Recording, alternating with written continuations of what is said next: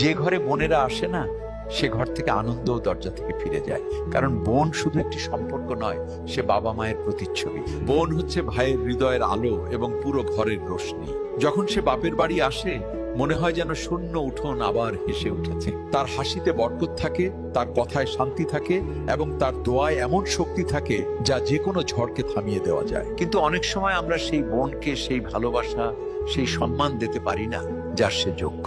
কখনো স্ত্রীর কথায় বা সমাজের ভয়ে, কখনো নিজের অহংকারে ডুবে আমরা তাকে অবহেলা করি। বোন কিছুই বলে না, শুধু চুপচাপ সহ্য করে। কিন্তু যখন বোনের হৃদয় ভাঙে, তখন তার নীরবতা সেই ঘরের দেয়ালে ধাক্কা খায় এবং ধীরে ধীরে সেই ঘরও শূন্য হয়ে যায়। যদি আপনার সাথেও এমন কিছু হয়ে থাকে, তবে আজই হৃদয় থেকে পুরনো অভিযোগগুলোকে একটি পুরনো মুদ্রার মতো দূরে ফেলে দিন। আপনার বোনকে আবার আপনার হৃদয়ে জায়গা দিন।